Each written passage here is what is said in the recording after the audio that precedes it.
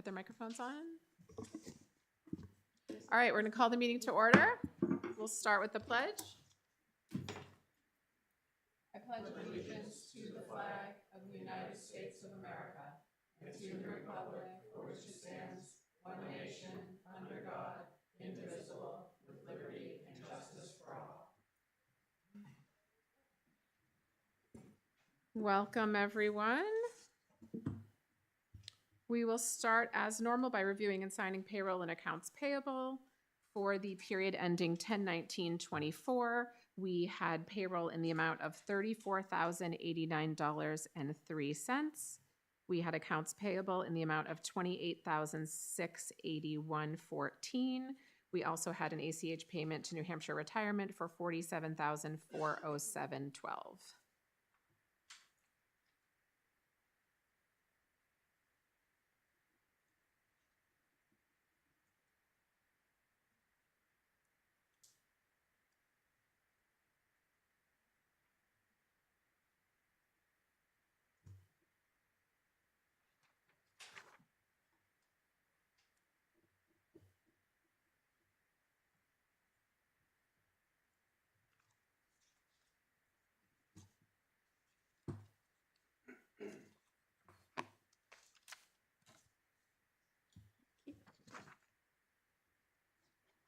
There you go. And Paul's got the rec checks. Oh, great.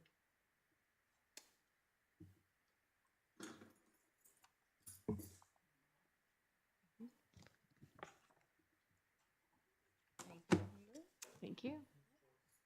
Thank you. Have a nice evening. Thank you.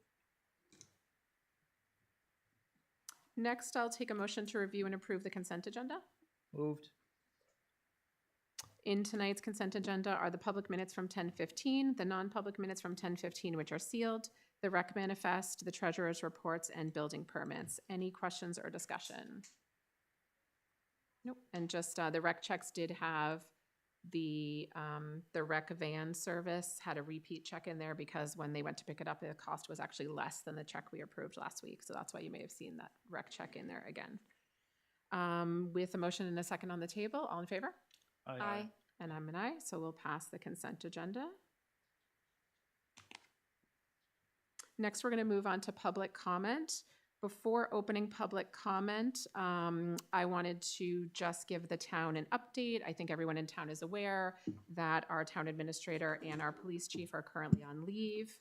We are not really at liberty to give much more details due to personnel matters being private and protected. But we wanted to let the town know that we will give updates to the town as soon as we are able to. And please bear with us while we attempt to do the work of the town administrator up here. Downstairs is in good hands because we have an officer in charge in our lieutenant. And up here, we appreciate everyone's patience as we get through the work of the town.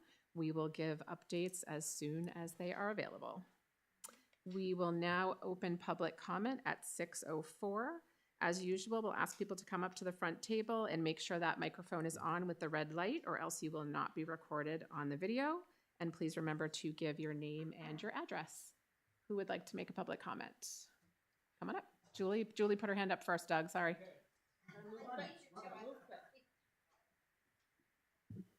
Okay, testing, yes. Good evening, everybody. Thank you for allowing me to give public comment. I'm going to be wearing two hats tonight. So my first hat is going to be as the rec board chair. I am going to be speaking and referencing the BNL because I was not there last week. I was not able to see the meeting. So I was able to watch some of the video. And the only thing I'm going to say for being the chair is the information was brought to me out of the blue. You guys had your meeting. I found out about what was going on the next day, spoke with Andy. He went over everything. And for me, I'm someone who does like to have all the facts, likes the info, before I can make any statements or, making comments to anything. After looking at everything, after calling everybody, Mr. Hajar, after speaking with Andy and kind of going over everything, and after watching the video, I will commend Andy and Paul for your votes. I do appreciate that. I think that after looking at everything in the video itself, I felt that what you voted was proper. I think that Andy and I work very well together as a team, being him the director and me the chair. We both highly support the B&L. We've had this discussion for like 10 days now.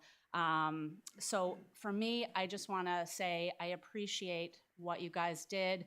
I think as a recommendation for you guys as a board, knowing that it was not on the agenda was a little bit kind of concerning because most things do go on agenda. It was kind of a quick, let's hustle and do this type thing.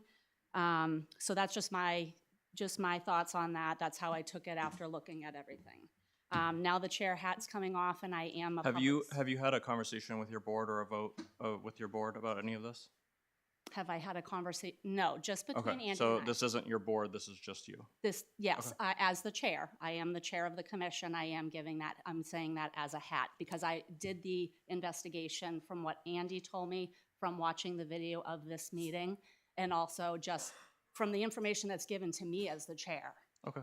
So Andy knows that, and I did say that we probably should make a comment to our board, probably tomorrow night, very briefly, that this is what has transpired. So now my chair hat is off, and I am now a private citizen. I would like to say one thing, and it's going to be brief. The B&L has been under attack for a very long time. There are individuals on this board, there are individuals in town that really despise this newsletter. What I'd like to see as a citizen here in Brentwood is the fact that Jim and his team have cleaned this newsletter up. They are working. Does human error happen? Yes. Human error happens on your board. Human error happens on any board. So I think we need to move on from what's happening with these guys. They will work with every board. If something gets missed, they'll work with it. Let them take care of it with the board directors for whatever happens with the B&L. I think we have way, way more things important in this town happening right now that I don't really think the citizens, including myself, really care. Like, it's really small compared to what we're dealing with now in our own town administration. So that is my thing as a private citizen. Please let them do their job. Let them give the people of Brentwood their newsletter. There's so many people here that love it. Just let them be, let them do their thing. And as long as they're not doing anything illegal, we'll make sure, like, just let them do their thing. Thank you. Thanks. Next person? Doug, you did have your hand up. Come on. Good evening, Doug Finnan, Gove Road. First, I'd like to thank the Select Board for revisiting the payment to the Brentwood newsletter. From what I've seen over the past 2 years, Jim has put a lot of effort to meet the guidelines he put into place and the Select Board. While I understand that the communication before the last publication was less than ideal, excuse me, I hope rather than withdrawing funding from the newsletter, which the townspeople approved to fund, we can provide better communication guidelines between the departments. It seems that the current issue at hand is not a complaint about the newsletter, how the newsletter operates or it is publishing, but rather an oversight that can be better communicated by departments for the future publications. I respect the board's opinion of town matters and appreciate your review in this funding. Thank you. Thanks.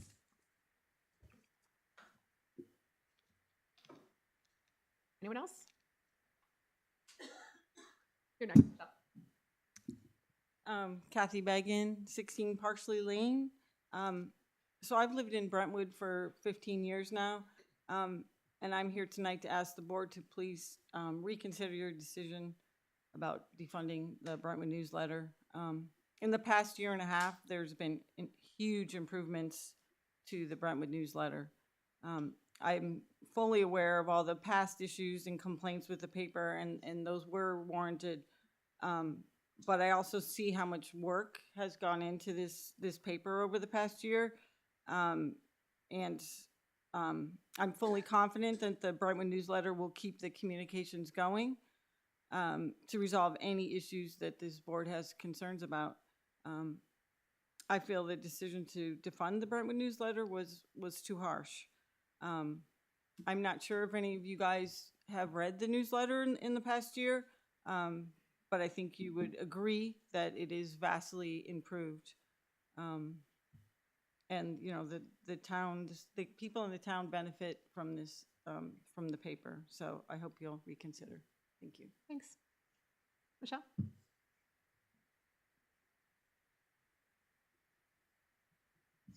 Michelle Sudet, Middle Road. I'm here to inquire, obviously with the two people who are on leave, there is an investigation happening, I presume. And I was just curious if that is an in-house investigation or if there are outside sources doing that. I don't know if you're at liberty to say or not, but I was curious about that. I think as we've said before, we're not releasing any information about that personnel matter, as we wouldn't with any employee. Okay, Thanks. thank you. Next, Michelle, or sorry, Melissa.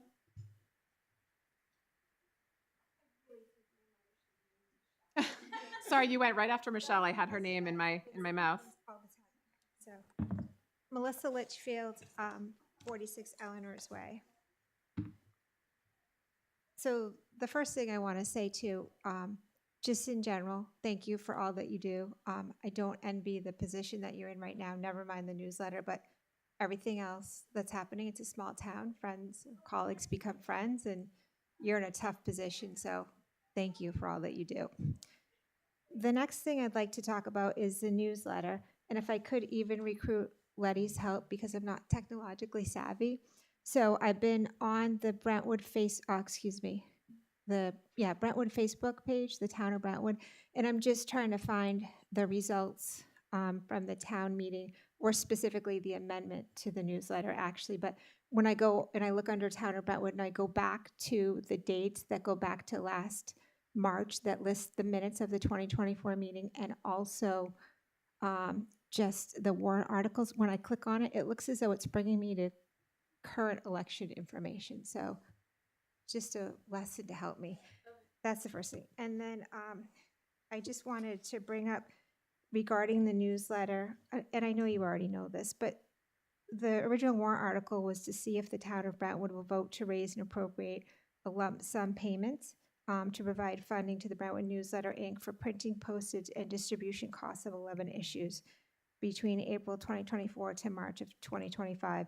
I do realize that that was amended to be in 4 installments, but I don't recall the voters voting as far as a contractor is concerned or anything along those lines. I just, unless, Letty, you find something different, but I just remember we voted on whether or not to fund the newsletter. So I just wanted to mention that. Thank you. Thanks. Anyone else? Jim?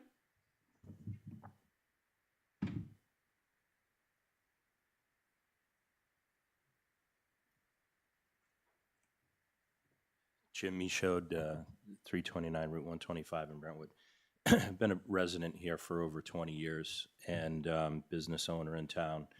And I was at the town meeting where we voted to fund the Brentwood newsletter.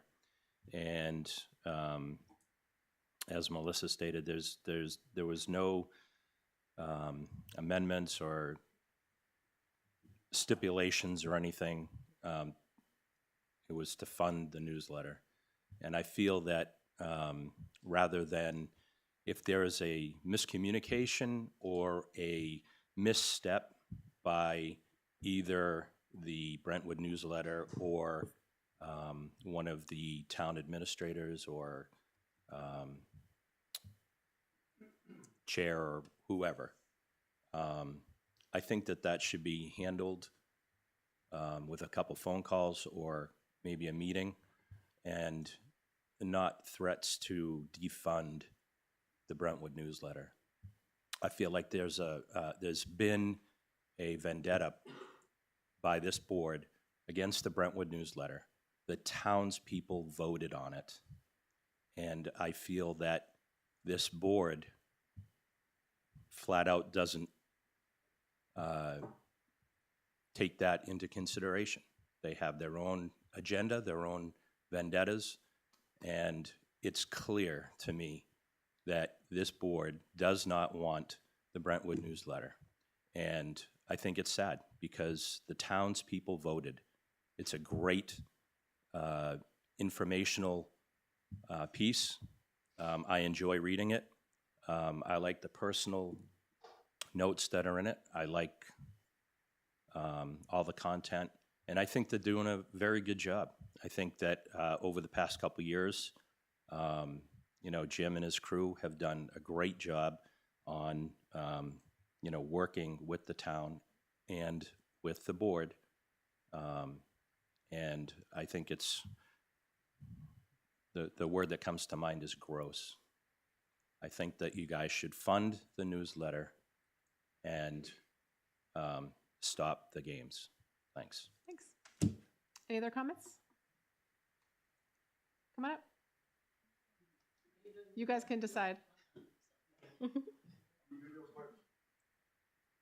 Jim McIntyre, 57 Mohawk Lane. I've lived in Brentwood about 3 years now. I am on the Brentwood Rec Board, but I am not speaking as in any capacity relative to the board. A citizen, when I first moved here, I used the Brentwood newsletter to know when trash pickup was coming and to just learn about the town, and I loved it. So I'm a huge fan. I've written an article or two. It was a great process. It was published. It was easy to use and easy to deal with the folks over there. It just seems to me that everybody that's here now, like nobody's getting rich being at this meeting, right? I don't know. I don't think you people get paid. It just seems to me that like now we're spending a lot of time on something that the town already said they want. You know, whether you were against it, the funding, or for it, majority rules. And I just kind of feel it's important that you don't in government decide that you know what's best for the people.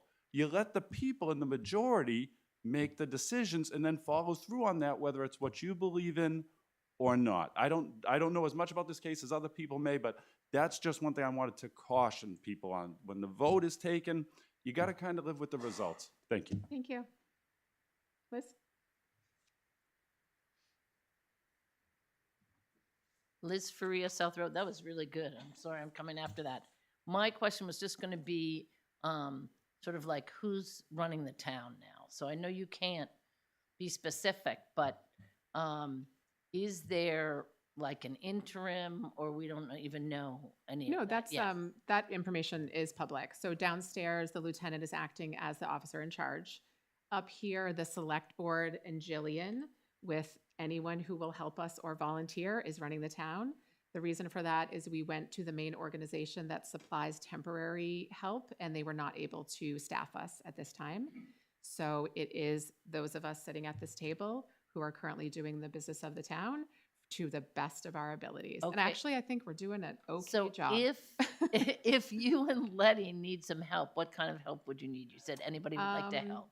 So I would like to There's a help. lot of things we could use help on. So if anybody out there has different skill sets they want to offer to us, shoot us an email, give us a call. We're holding our own. I think as long as people are a little patient with us. I already made an error that I sent out the current use letters and didn't realize they hadn't been edited. So I just fixed it as soon as I realized it and put them on the website. Okay. So what we really need from people is a little patience. And hopefully we're going to have some clarity and finality to our employee situation in the near future. And then we will move forward from there. But for right now, you're pretty much looking at who's doing the work of the town administrator. And Okay, we should probably also mention that we are doing office as many hours as we Yes. can in the office. Like I'm doing Thursdays and Fridays. Yep. Letty and I were here today for a while, so No, I like saw we're Letty. trying to be I as was here present yesterday, as I was possible. here today. Letty Okay, was- so we could just stop by and say, do you need help on anything? You can. I won't be a Thursday or Friday, I promise. Well, I mean, I'm not saying we're here 9 to 5. I'm saying we are here as much as we possibly Okay. can be. And if you need us, please just reach out by email or leave us a message with the town, with Jillian, call. Okay, And Jillian is doing an awesome job helping She us is. stay afloat. You can email selectboard@brentwoodnh.gov and it will go to all of us. okay, And Thank my you. office is just literally up the road. okay. So- So I'll stop We're there. always wait available. here. There too, yeah. Okay, sounds great. Thank And you. I also just want to give a shout out to some people in the community and from other towns who have offered to help us out, which has been especially Heidi, who's the town administrator from nearby in Fremont, who has been very helpful to us. So People have been very generous with us, and we very much appreciate it. Yep. Yeah, we're hanging in there. Any other public comment?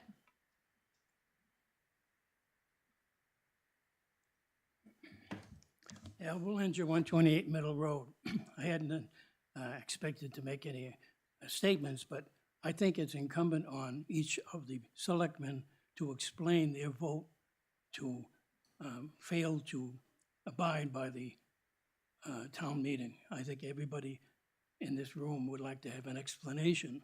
Maybe you've explained it before, I don't know, but I'm not in the loop. I just want to know why in the world would anybody refuse to follow the commandment by the town meeting? So if you could each explain, that would be helpful. Okay, we're going to discuss it later on tonight, so we will make sure that we do that. We have explained it at the last meeting, but we will explain whatever our votes are tonight. Thank you. Thanks. Other comments? All right, seeing no further public comment, we will close public comment at 6:21. We'll now move on to discussion action items, and the first one is the BNL payment. So I think those of you who were here or watched the video, the reason this wasn't a posted agenda item is it was a routine business item to pay a bill that came before this board. That was maybe 3 weeks, 2 to 3 weeks ago. I don't know, I've lost track of how many weeks ago it was. 2 weeks ago. We deferred that discussion a week to check in and make sure that communication was going well with town departments.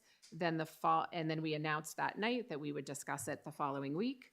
We discussed it the following week and made a vote. And then, it probably was 3 weeks ago, because then last week we announced that we were going to reconsider tonight. And so over the last couple of weeks, we have discussed this. The thing that had changed between our initial vote and the decision to reconsider was Jim stating to us that he felt there were email communications that demonstrated that they had not violated their statement of assurances.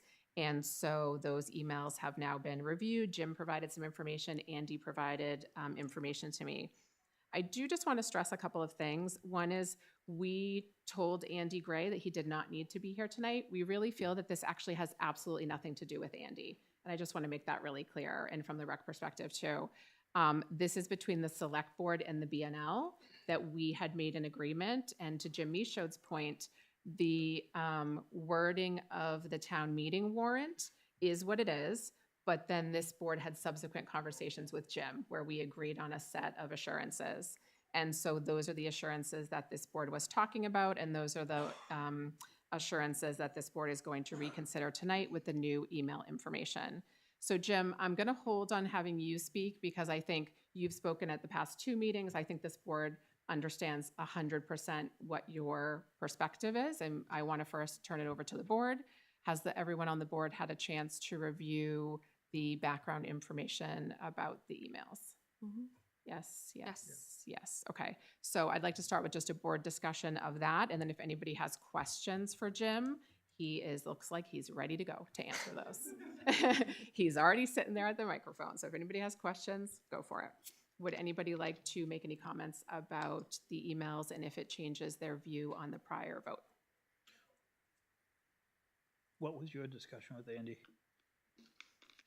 In terms of it being here tonight or in terms of the emails? Emails and publications.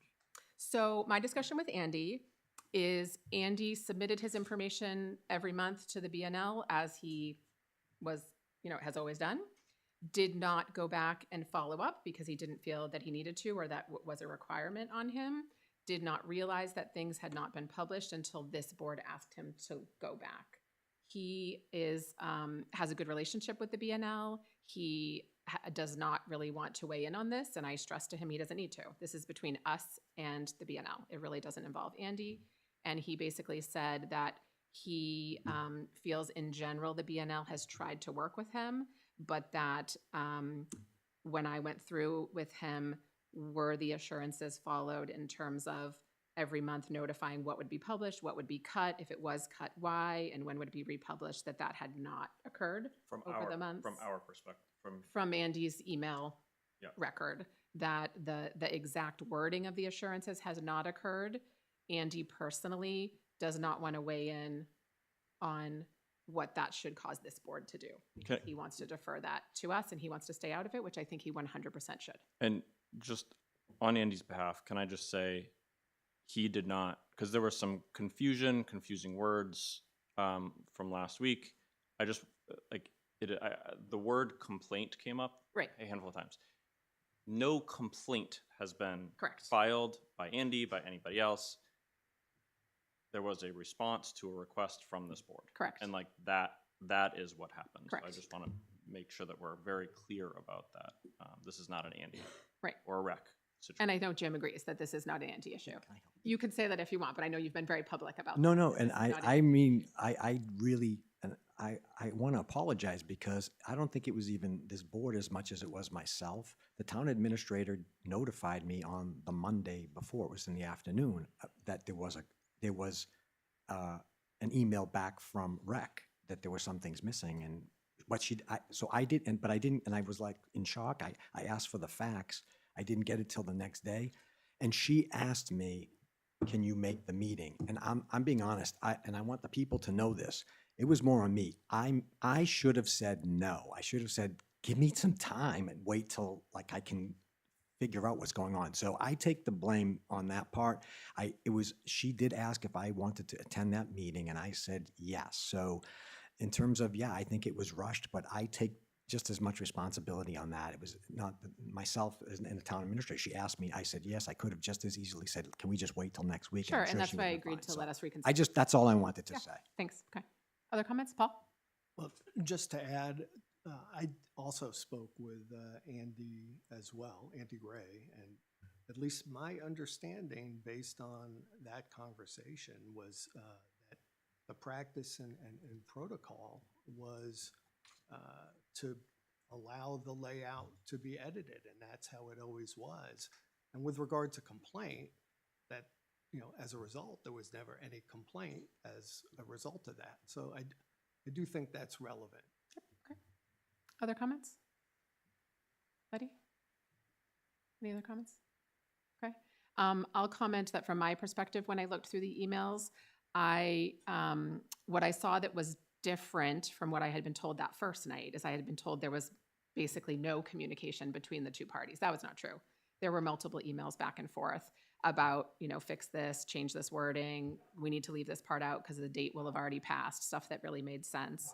I really did not feel that the emails changed my perspective because, Jim, I think when I heard the public comments tonight about people having a vendetta or wanting the newsletter not to work, I'd just like to remind the public that I was the deciding vote to actually go forward with the newsletter, and that I was pretty vocal that night that the reason I did it was because of the assurances that you wrote. That was 100% why I voted yes that night, because I said, even against some of my fellow board members, I said, those assurances is what we had asked you for, and you delivered them, and that was why I was voting yes. That's why I'm going to vote no again tonight, because you said, I wrote those assurances to build trust, and those assurances weren't followed. I don't think it was out of malice. I don't think it was out of bad intent. I agree with many of the positive comments that were made tonight about the newsletter, but I feel like I need us to move forward on that trust. Do I think that this problem will happen again? No, I don't. I really don't.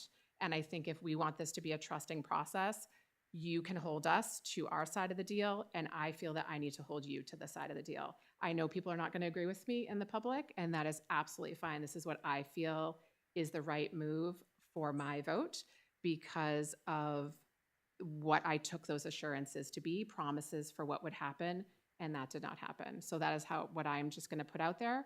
And if other board members want to comment on that, they can, but that's how I personally feel. This is not us defunding the newsletter. You are going to be back in front of us in just, 2.5 months to get the subsequent check. And I hope we will be able to release every single check from here on forward and not have any of this struggle. But to me, I see this as a step towards building that trust. And I know people won't agree, but I'm here to do what I think is right. And that's what I'm going to say about that. Any board members want to comment? Sure. So Jen, I would respectfully disagree. I know you do, yeah, absolutely. Yep. That's 100% fine. Yep, I know, Yeah. I know it is. And I would say that what we're talking about at the end of the day, in terms of what these cuts were, or what these edits were, to me, are just really insubstantial. I actually agree with that. They're relatively small things. Yep, Right. I agree. And basically inadvertent. I think you would agree with that as well. I don't know, I mean, I don't know. I don't know any intentionality behind it. I'm assuming there was absolutely no malice Yeah, intended. I think that's a fair assumption. So what we're talking about, at the end of, or what we were talking about with the newsletter was submissions that weren't being made and weren't being put into the newsletter. And now what we've moved on from there to here is something, again, that to me is some insubstantial edits, inadvertent in nature. And I guess at the end of the day, I'd also cite back to what Eric Turer said at the last meeting, which is, look, there were going to be some bumps in the road here. That's all this is, to me, is a bump in the road. And I think the idea is that we were to be moving forward collaboratively, which is what the people voted. So, Sure, I respect your opinion, and I agree. I think this is a bump in the road. The way I just feel we should handle it is different from you, but I agree with most of what you said. thank you. Yep, other comments? In an effort to mediate maybe a better outcome than I can picture happening tonight, what if we penalized the newsletter instead of a full withdrawal, hold back 10% of the, how much is the check? 4,000 and change, 4,400, something like that. Hold back 10% of the check, or another number that the board comes back, instead of a complete, they did not meet their goals, maybe not deliberately, but that way there's a learning process by a penalty. Okay, I think it's reasonable to discuss that. Other board thoughts about that? I wouldn't disagree with that as an approach. I mean, it actually sounds like that, is reasonable in the sense that, if you want to say 90% of everything was met, then, and again, this is just, a guesstimate, but for all intents and purposes, the goals that we had set were met. So if we're talking about something that I characterized as insubstantial and until proven otherwise inadvertent, I don't think that's an unreasonable approach. Other comments? Yeah, I guess my question to you then, Paul, would be what's the point of having guidelines if we're not going to hold people to them? They said literally in their contract, the B&L will print all town-related information submitted by town administrator, designees, all these people. The B&L may choose to work with the town-associated submitter to modify the content in order to clarify or better present the information to our residents. The B&L will make no changes to printed submissions without prior approval from the submitter. That's one paragraph, bullet point. The next one is, as long as a submission does not violate the above standards, the B&L will strive to print all submissions that it receives by the publication deadline, understanding that space limitations may exist, in which case the author will be notified and any such submission will be included in the following publication. I would agree with Jen that I don't think this was done with any intent, but the truth is that they did not follow. It wasn't just like one guy, like the overarching guideline that they gave us is that this is a newsletter for the town to publish town information, and that didn't happen. So if you want to be that black and white, because you were asking me, if you want to be that black and white and literal, you can do that. But I guess I'm looking at an approach that looks at the circumstances, that looks at the situation, looks at what happened in terms of practice. Let me just finish. What happened in terms of practice and reality, in terms of the protocols that had been going on for a period of time, practice and protocols that had been going on for over a year without any kind of complaint. And, you know, again, not talking about, you know, full articles not being printed. We're talking about some portion of, you know, the layout being edited, which had been going on for a You know long what, period Paul, of time. actually, can I comment on that? Because I think actually in terms of Andy's middle of the road approach, what I actually might suggest is in my review of the emails and the submissions, of the 3 additions that they're asking for payment for, the one addition that was the most problematic was the July-August that included no rec information at all. There wasn't even the QR code. There was nothing in there. There was one National Night Out flyer that was separate for the police event.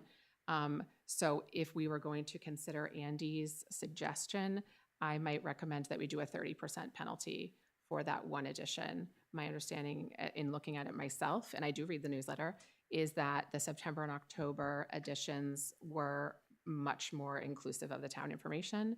I think the big problem was the summer edition where there was 0 rec information published without notification. The fall issue also That was the one that was missing a few things, the photo and the cricket. Yeah, pretty significant. yep, that's true. I mean, Yeah. without any Sure. information. But I agree with you. In general, there were some editions when it went well, and there was some where it went less well. And I think the July-August edition was the one where it was the most glaring that there was an omission of town material.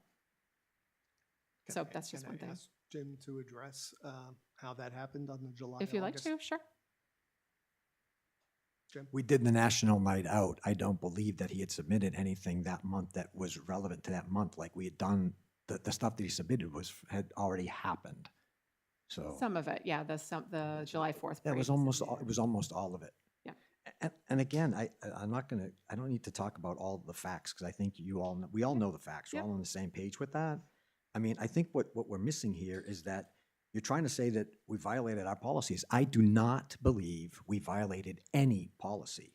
We had tacit consent from the rec director to make the changes to his submissions.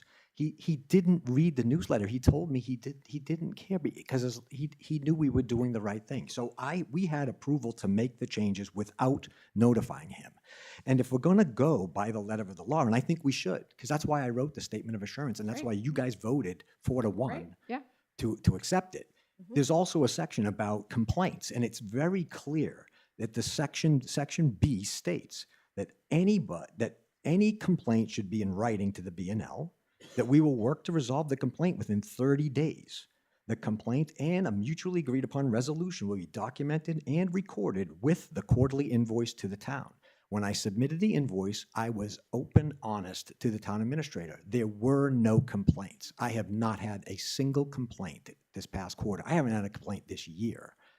I also think that based on all these facts that we've all talked about, there's no reason for you to support the warrant that the people approved it as the legislative body this past town meeting. And per the Statement of Assurance, Section C, that again, you voted 4-1 approved on May 21st, it says, and I believe we've given you this, quote, we have with objectively reasonable satisfaction that the above provisions and standards have been met. So I don't understand why I'm being penalized. And oh, by the way, this isn't the first time. First quarter, you voted no. I did. You voted no because you were, can I speak now? You were fiddling around papers and there was some comment about, are we sure that everything was printed, that something was missing, okay? But there wasn't anything specific. After that meeting, we met face to face. She brought up a specific thing. She said that the Brentwood newsletter changed the name of a meeting that was held with the rec department on one of the months. I don't remember which issue, but that the name of a meeting that the rec department held was changed. Not the date and time, the name of the meeting. I showed her, like, we take a snapshot of the town calendar 2 days before we go to print. That's Jim, what the I'm not meeting sure name was. this No, what check I'm was trying to say pertinent is because you that were paid that it's, check. no, it's very pertinent that she voted no without giving any reason to me. There was never a complaint at all. And if she thought the name was changed, why didn't that get mentioned to me the month that I could have explained it to her that we didn't change it? I Someone in don't, town hall Letty, I don't changed think you it. need, Jim, you were paid that check, like that's a different Well, I'm order. just saying, well, yeah, but I feel like the same thing's happening here tonight, that we never got a, we're all admitting there was no complaint There from doesn't the need to rec be a department, complaint. Jim- and he gave us approval. I Jim, mean, let me there's a just- lawyer can sitting I right stop you there. for a I second? think there's Let me tacit just consent. reiterate to you what I said by email is that that complaint clause does not pertain to us paying. So the select board deciding to pay the bill is a total separate process. I totally The agree. complaint would be. You have the any approval to not pay any time townsperson for makes the anything. I mean, complaint. that's, as Right, people so have that said, you clause you doesn't don't have to apply pay. to this But discussion. that was the trust that I wrote, and I swore to you that we would know. abide by this. I told you at the time, I And you very said much that, and I appreciated you said, writing those I things. said, you don't even have to trust me, because if I do something wrong, you don't have to pay me. In fact, you don't have to pay me for anything. That's why I we're said having to this you, conversation. I need to trust you because I have nothing. I can do everything by the book, and you still don't have to pay me. Exactly. And that's what I feel like's happening right now.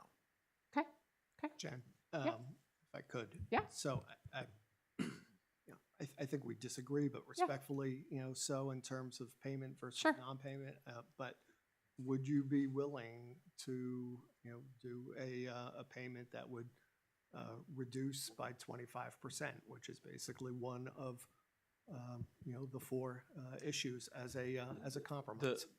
My concern. It's up to the is- board. My Yeah. concern with this is that there is zero acknowledgement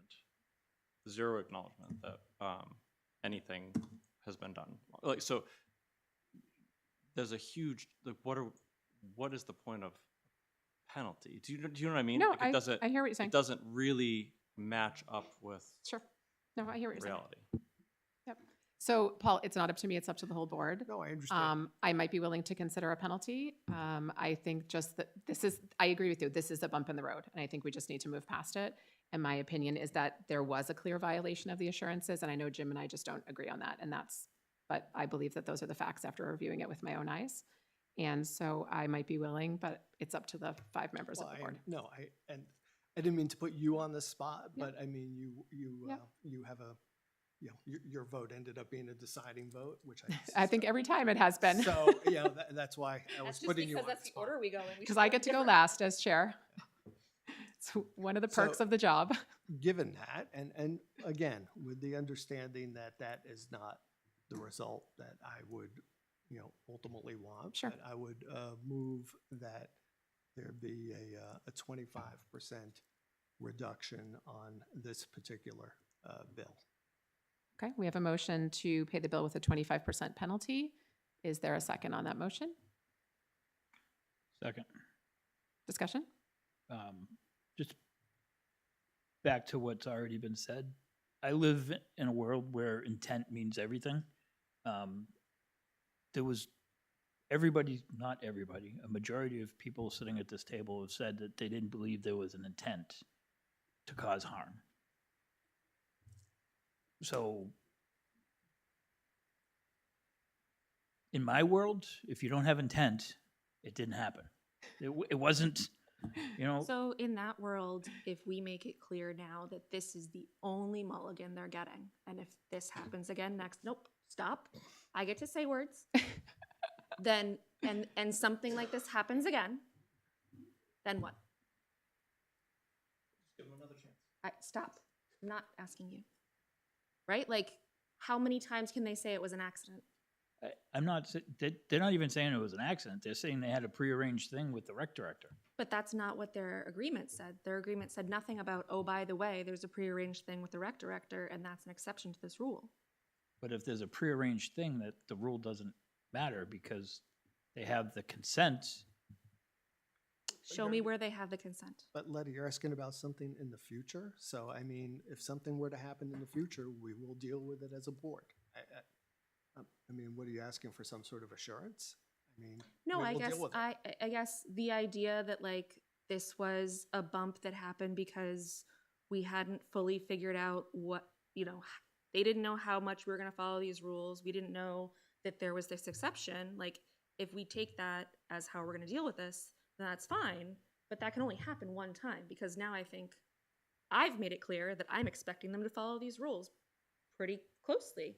If it was one typo or one mistake or one omission, absolutely no problem. But it's a repeated thing that happened over and over again. And so that's why I guess I want to understand, in the world that Andy lives, where intent is everything. Okay, they didn't intend to do it this time. It was a mistake. We're gonna make an arrangement. What happens next time? You're talking about a hypothetical, so I mean. There's you- gonna be a next time. Just- There's gonna be a typo, there's gonna be a mistake. You've made it loud and clear what, you know, how you would, take that. Well, I guess maybe the question is for you then, Jim. Like, Sure, I'd love to answer both what you're saying and Mr. Morgan about, like, I'm not sure if exact quote, I think he said, I'm not acknowledging or accepting any responsibility here. I 100% will say that no longer, even though I have consent from the rec director to do his entry every month, it's never happening again. I've already informed him of that. This month, exactly what he sent us went in, and that we don't do it with anyone except him, and it's never going to happen again. Like I said, we had an agreement. He had no problem with it, but look what it has caused. It's never going to happen again. We don't do it with anyone else. And some of you on this board have written to us, and there have been minor changes, but it's always the same. We communicate back, changes. Anyways, I just wanted to address that. Yeah, I admit, like, we had tacit consent, but there's no way it's happening again. I won't even do it. If he puts it in writing and says we're allowed to do it, I'm going to say no. You submit what you want us to print. I don't want our team to have to do this anymore. Not only, I just, I'm going to Your assurances say that there's just needs to be back and forth and transparency. Yeah. It doesn't say that you can't advise changes. Yeah, Just that yeah. It needs to be Correct. approved But what by I'm the saying is town that officials. this arrangement that we've been doing for the 2 years that I've been here, and I one of the emails I sent you actually was Yeah, because way that- back, right? that I didn't want to arrangement- do this, and we kind of just let Yeah, it go. whatever arrangement you had with the rec director didn't match the assurances that we Absolutely, insisted on. absolutely. So I'm happy to hear you admit that. Yeah, Great, thank you. Thank you. So we have a motion and a second on the table for a payment with a 25% penalty. Any further discussion? how many issues? It's 3 issues per It's for payment. 3. Yeah, it's for the Okay, quarter. so would it be It would presumably just be 25% 33% of the total. payment? The motion that's on the table is 25, unless you'd like to request an amendment to that motion.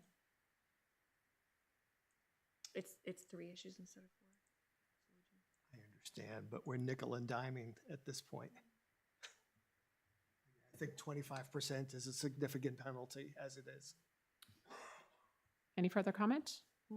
Pretty sure Okay. I started at 10.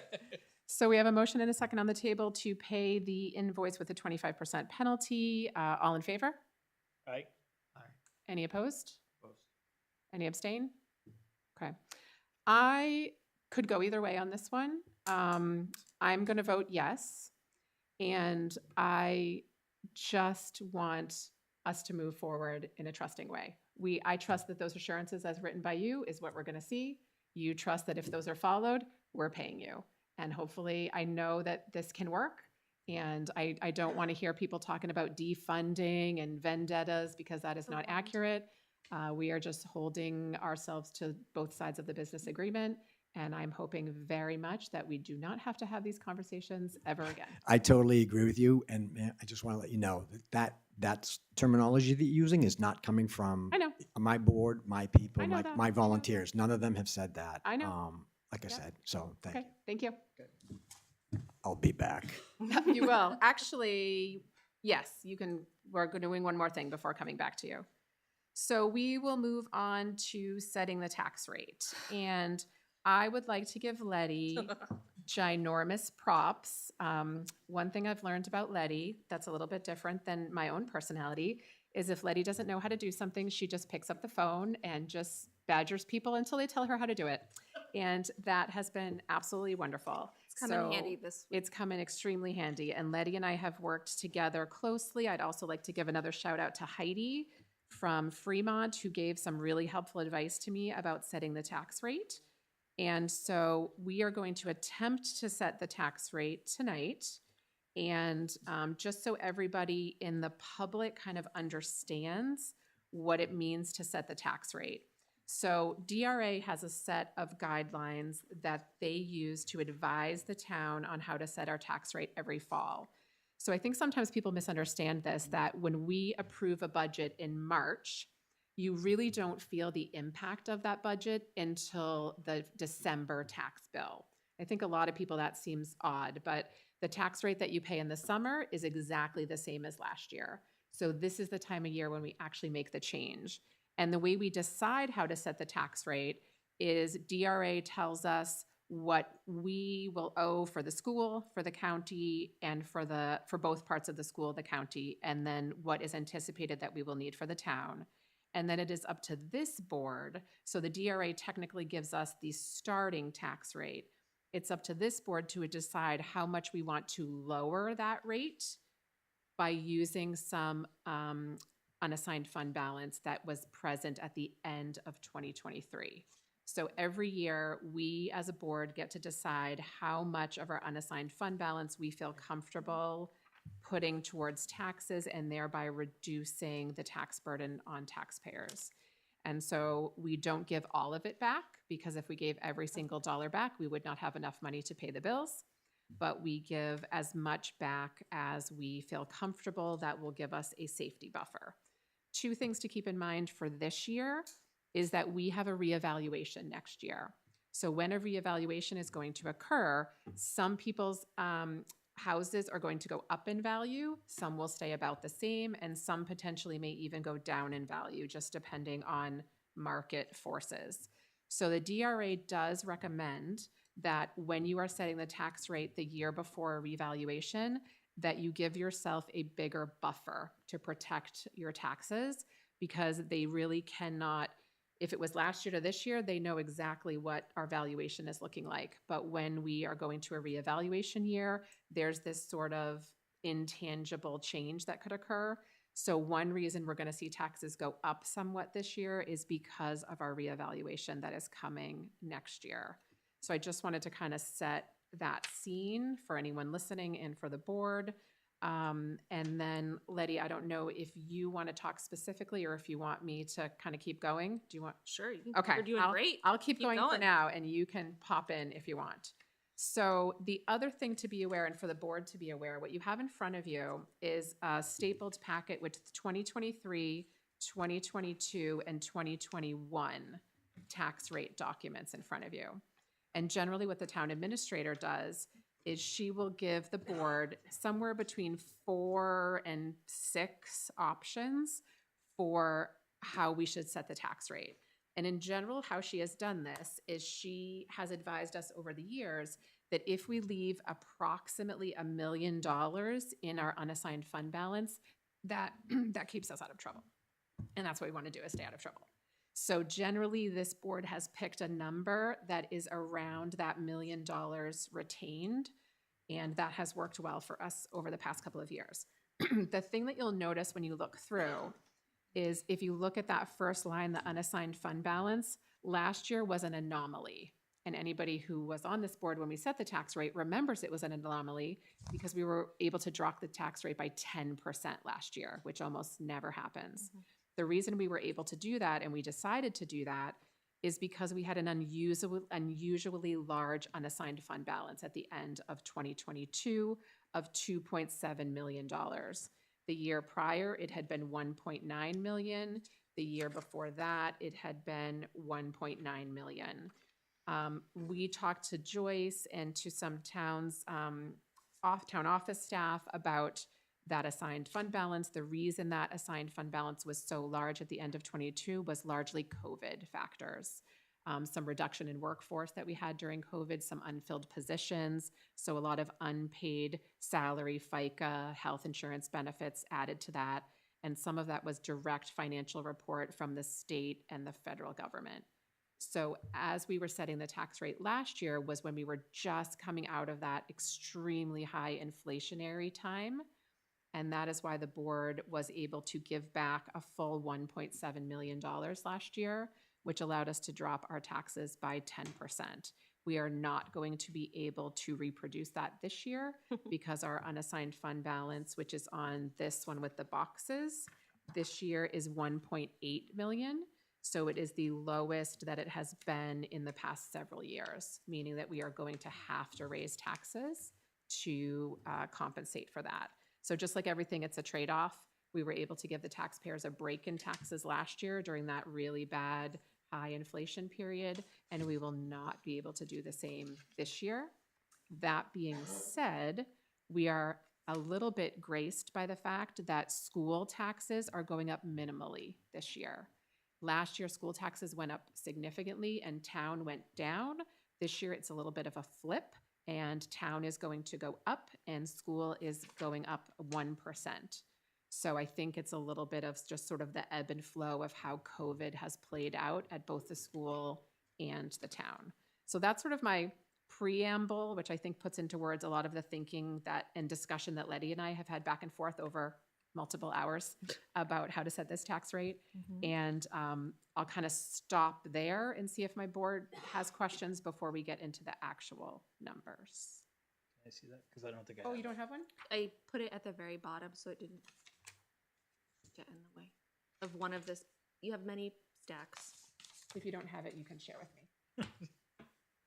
I have extras. Do you have one, the extra with the this year? If not, he can just share with me. Somewhere Don't worry about it. in one of these stacks of papers. Questions? I know, Paul, you're relatively new to the board. Does that kind of make sense how I set the scene?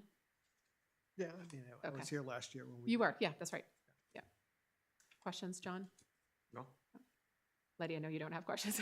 I mean, I have all kinds of Andy, questions questions that you about can the answer. basics? I guess my one question is, based on the hours of conversations that y'all have had, do you have one in particular option that you're leaning toward for any particular reason, or is this kind of a blank slate where? I would say yes. So in Letty and I's discussion, in the absence of our town administrator, we would like to rock the boat as little as possible in terms of making changes that we might regret later on.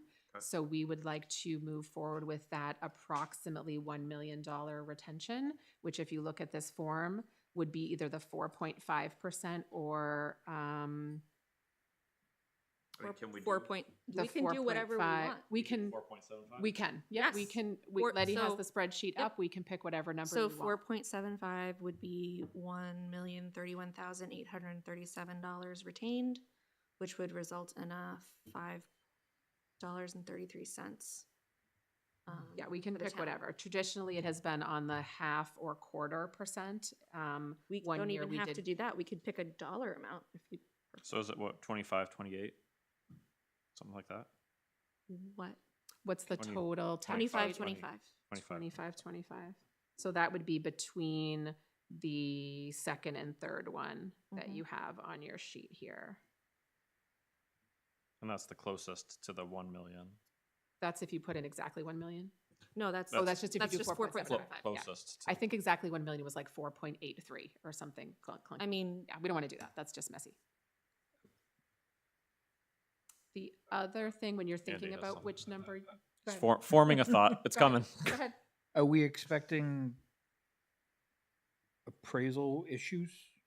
Because our overlay is at 125,000. Correct. So if you look back at the overlays, the overlay in 2021 was 155,000 because I think that was just after a reappraisal. Then it dropped to 30. It was 30 last year. DRA recommended to us the 125. Okay. And when I talked to in Heidi, 2020 it was 140. 140. Right, and that's because of the poll tax Yes. issues? Usually your overlay can be influenced by multiple things. What Heidi did say is they bumped theirs a little bit this year from their normal 15 in Fremont to 50 because of their Eversource settlement. And so ours is still ongoing, but that's another thing why Letty and I were comfortable leaving this number higher than normal, just to give us a little bit of a buffer. And while we could pull that number down, like I said, with the not wanting to rock the boat philosophy, we felt going with DRA's recommendation was probably the safest move of 125 for overlay. Overlay being basically a buffer cushion that we hold above that 1 million. So it's actually a buffer of like 1.125 million. Correct, yeah. Okay. Yeah. I don't know why they separate it out as that way. Just to make it exciting. I think it's, You know why? needs to be used for a certain purpose. Maybe, yeah. It is a buffer. So we could talk about the 4.5, the 5, or we could talk about a 4.75. The Or other, any other number you want me to generate. yeah, the other document, the handwritten one that you guys have, this is the way my mind works in terms of would this look like for tax impact. And so what I did here is I showed the taxes that somebody with a $400,000 house has paid, both to us as a town in total, from the past 4 to 5 years. And then at the bottom, I think originally, Letty, the 4.25 and the 5.4, that came from where did we get those original numbers that I put on here? Was that the first draft of this? I think it was. I think that was if last year you had not you had retained more to even out between the 2 years. Either way, essentially, when I did this year's projected, I used 5.25 and 5.4. So those numbers would be even lower if we end up picking 4.75. And essentially what you see is that this would be a tax increase overall. If we pick a 4.75, it's gonna be like 6% or something like that. And if you look in the past from 2020 to 2024, it's gonna be like an 8-ish% increase over 5 years. And that's actually during a period where inflation was 22%. So I think, we'll need to be ready to explain to the voters why taxes are going up. But I think we also need to be able to explain to the voters how relatively controlled our tax increases have been relative to inflation. So that's just the way my mind works. And so I had scratched that out for myself there. So just to understand, a lot of numbers have I been know. thrown at us. There's unfortunately a lot of numbers in setting the tax rate. Yeah. So we're talking about on a $400,000 house, an increase. And I can actually do the math for 4.75 while you're talking. Okay, I'll wait. Which number?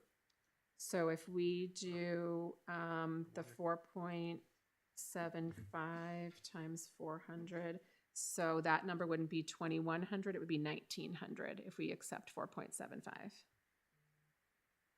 Okay, so that would essentially then mean a $400 tax increase. So the total number would go to 10,100. So it would be about a $675 tax increase on your total tax bill. On a $400,000. On a $400,000 house, yes. And that's relative to the decrease last year, because if you look at the total taxes, they went down twice. So down to 2021, down in 2022, up in 2023. And so we had some various downs and ups over the past 5 years, which is an anomaly in Brentwood. Traditionally, Brentwood taxes had gone up every single year for basically almost forever. And so the last 5 years have been a significant anomaly where taxes have not gone up significantly, probably largely because of some COVID influences, and also the change in valuation in the town and the increased building in town has allowed us to have larger budgets without a larger tax impact. So there's all those moving parts.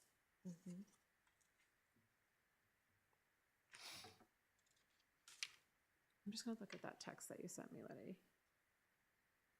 Which text? The one that had these other numbers that I pulled out. Oh, okay.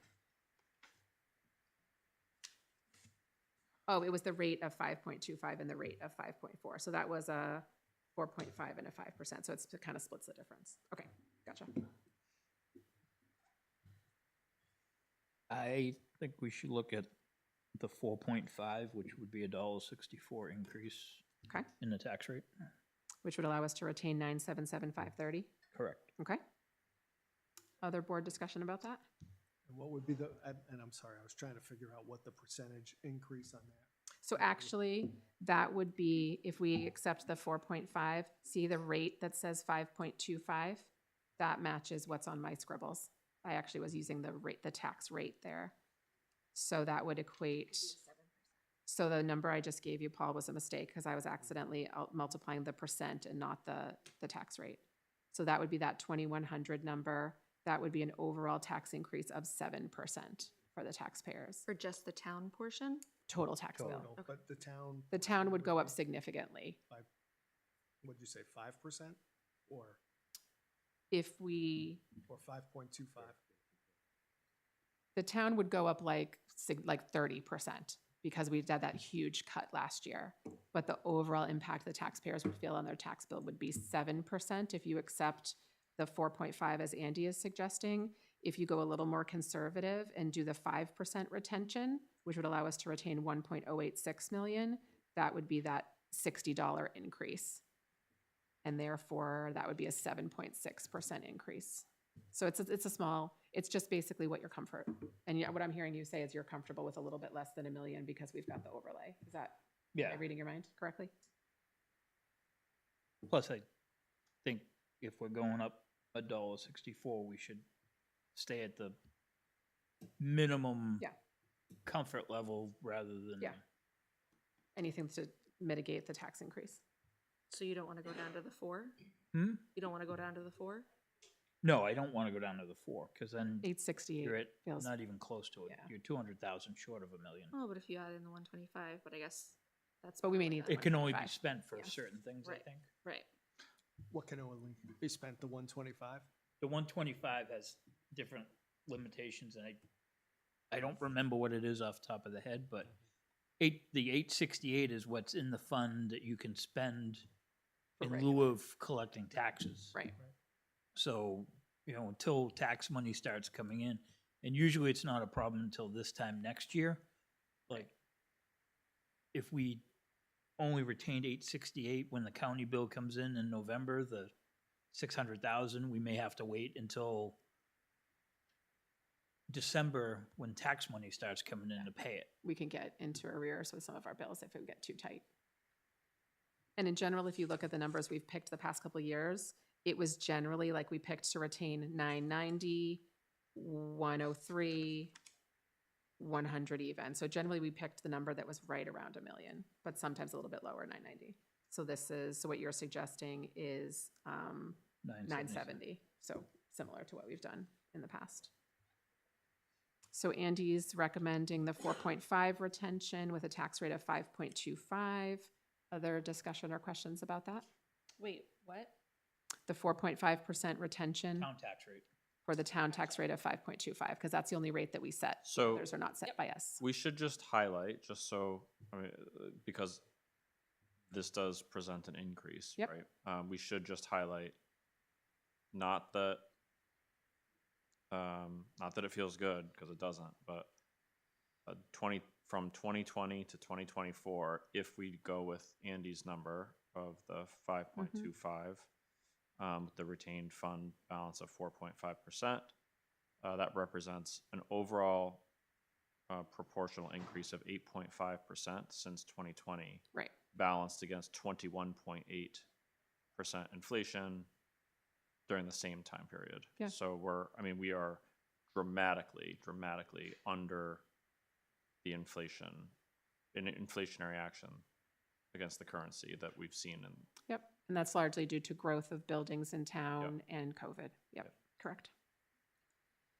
Other discussion about Andy's suggestion? I would support it. Okay, so is that a motion and a second? Sounds good to me. Okay. So we have a motion and a second to do a 4.5% retention, which would set the town tax rate at 5.25. Any further discussion? Nope. I know Letty's all for it. I'm glad I don't have to be the one to decide by myself. Right, exactly. All right, so we have a motion and a second. All in favor? Aye. Aye. Aye. Abstain. Okay, and I'm going to vote aye. So that passes 4-1. We are going to now communicate this back to the DRA. So getting back to my discussion about being patient with us, if the DRA has any corrections or problems with how we have set this, we will let you know. But they have been very helpful and walked Letty through this on the phone. And so unless you are notified that we have to amend this, this should be our tax rate. Question, Andy? I was just gonna put out the proposed total number of Yes. 2517 Yes, between county, local, and state taxes. correct. and that compares to last year's 23.53. Which is an increase of $1.64. Yep. And it's always, you know, it's always a balancing act. So last year we could have retained more so as to spread this out, but I think everyone on this board last year felt that we wanted to give back as much as possible given how people were struggling with inflation. And so because of that decision, this year there's an increase, and we knew that would happen. All right, so thank you everyone, and especially Letty, who was instrumental in helping us get this tax rate set. All right, so that is good. We will move on to reviewing budgets. We have 3 budgets for tonight. We have cemetery, and Jim also has a presentation for us that we have some handouts on your desk. Then we have IS and BudCom. So Jim, I'd invite you to come on up to discuss the cemetery budget.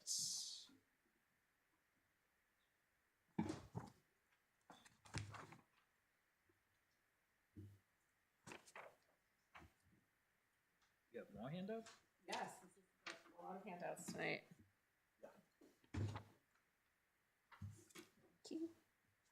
All right, Jim, you have the floor. Okay, so I think first we'll, Jim Hasher, I'm the chair of the cemetery trustees, and I printed out the proposed 2025 cemetery budget that was submitted to the town administrator. I have the spreadsheet there. You have a copy of it. Basically, at the high level, we just followed the town administrator's guideline from 925, FICA 6.2, Medicare 1.45, and then the retirement values, you know, that she had sent us. That's all built into it. We have a 3% COLA increase to the superintendent hourly rate. We only have one employee who works 6 hours a week. We have a 1.76 merit increase to the superintendent's hourly rate based on a 4.4 out of 5 overall performance review rating. The trustees, we did use the town provided performance appraisal sheet and reviewed it with the superintendent. All other non-labor related line items remain the same as fiscal year 2024. The only kind of odd thing that I would say that is in this budget is that we voted to move a $650 clerical stipend that has been on the budget since I've been involved with the cemetery trustees. We rolled that into the superintendent's salary this year. We are leaving the budget line item as $1, but this accounts for a $2.08 increase, a one-time addition to the superintendent's hourly wage, reflecting that former stipend. And I kind of listed the stipend was back from a time when there was a separate person who did the clerical work. There was, I guess they called it indoor work. And then there was a superintendent that did the outdoor work, and the indoor work was paid this stipend, and then the superintendent got an hourly wage. Jim, I don't see that line. Was that baked into the, Nope. the So if you- wages line? Yes, so if you look at on the right side, under where it says wage increase, 2024 hour on the spreadsheet, Oh, okay. Wait, but on like our budget worksheet, I don't see a line No. item. On this one. Okay, it just doesn't match this one. Maybe that's because they already made the change. I don't know. I don't know, not sure what you're looking Yeah, at. we're just going off of a draft. If you budget look worksheet. like last year's budget, it would show that there was, you know, there was salary, but then there should be a stipend line of Show that. $650. Maybe it's already been removed? Let me look. You think it was removed? So it sounds like maybe Karen had previously removed it. Are you saying that you feel the need to have it in here? Should we re-add it? Well, she never talked to us about removing it. And historically, what was being done, to be honest with you, the reason why this came up is because the $650 was actually being paid to the secretary of the cemetery trustees.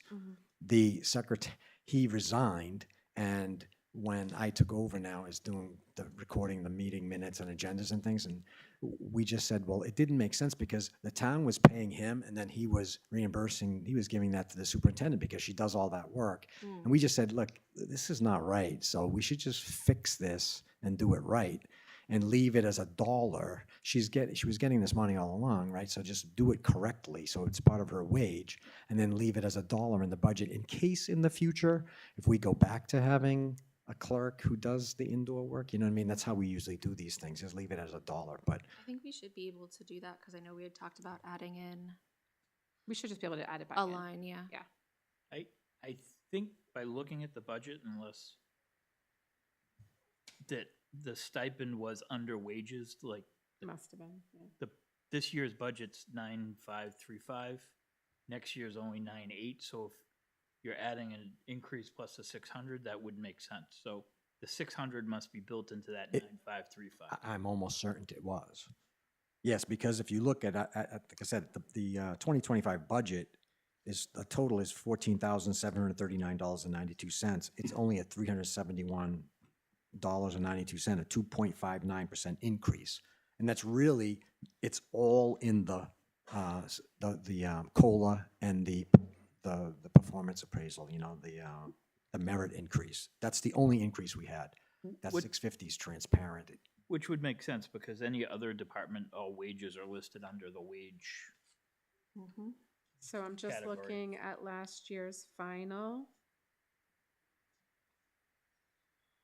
Yeah, it was not in there. I think it was always baked in to line 115. Yep. Last year, there was a wages line. Yeah. Then FICA, retirement, training, electric, vehicle, land, equipment. So Yeah, that was never a separate I line agree. item. And I think if you looked, last year's total was like $14,368, right? Yeah, it was, I- 13,670 was last year's budget, wow. Actual or Budget. budgeted or expended? actual. I think it's 14,368. Oh, this is current year, the one that we approved last year, 13,670, the one we're operating under. No, this was 2023 final. This was the prior year. Yes. But, No, so yeah, that was never a separate line item. no.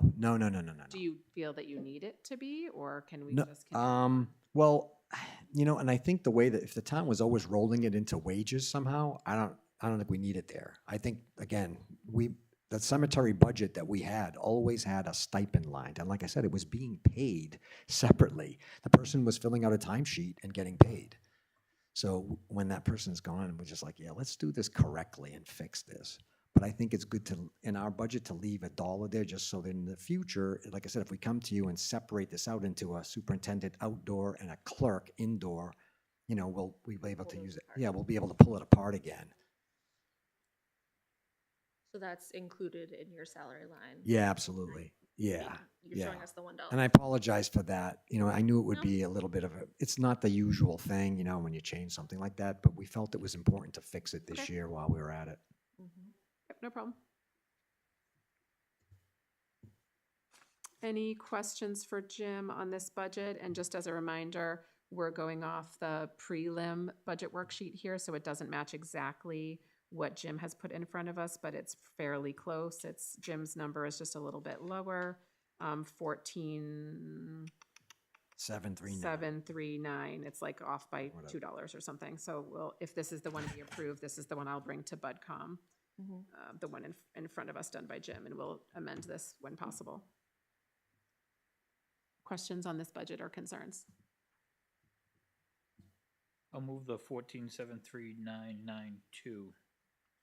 Usually, I think we round it, don't we? We don't usually. Well, then can I just move the 14,741? 40. You can move. 14740. Might be better to stick with his if we're going to use his numbers, but I think in general, all of our budgets are round numbers. 14740.